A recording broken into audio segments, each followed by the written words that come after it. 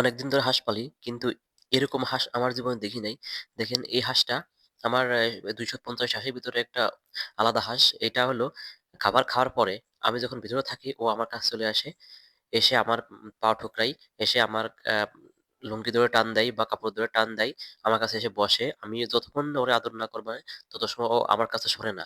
এভাবে আমি ওর আ খাবারের পরে ওর গায়ে যত পশম লেগে থাকে, খাদ্য লেগে থাকে বা বিভিন্ন রকমের কুড়া, ধান-টান লেগে থাকে ওইগুলো আমি ওকে সহায় দিতে হয়। ও নিজে থেকে সরাবে না। অন্যান্য হাঁসগুলো কিন্তু ও নিজে ঝাড়িতে সরায়।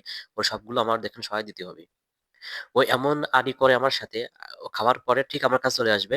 এসে আমার কাছে এসে বসবে। বসার পরে আমি তার মুখ থেকে, তার গাও থেকে, তার শরীর থেকে সমস্ত রকমের সমস্ত খাবার-টাবার ফেলে দিতে হবে। তার পরিষ্কার করে দিতে হবে। তার ঝাড়ি দিতে হবে। দেখছেন? আমি কিন্তু এখন ওর ওই যে মাথায় একটু আদর করবানে, গায়ে একটু আদর করবানে, ওর গার থেকে পশমগুলো ফেলে দিবানে, ও নিজেই কিন্তু ওর পাখনাগুলো মেলে ধরবেনে। উম মেলে ধরার পরে ওর যখন গাও থেকে সবকিছু খাবার-টাবার পড়ে যাবে, তখন ও টের পাবেন যে ওর গাও পাতলা। তখন কিন্তু সরে যাবে না। দেখেন আমি কিন্তু একটা করে ওর গায়ের ভিতরে কোনো খাদ্যদ্রব্য আটকে আছে আছে নাকি সেগুলো দেখার চেষ্টা করতেছি। আর ও কিন্তু আরাম নিচ্ছে।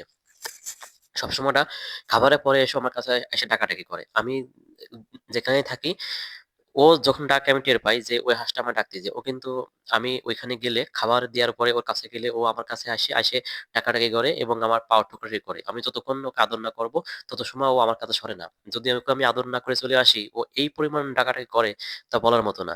দেখতে পারছেন যে আমি কিন্তু ওরে এখন আদর করতেছি। ও কিন্তু চুপচাপ বসে থাকবে না।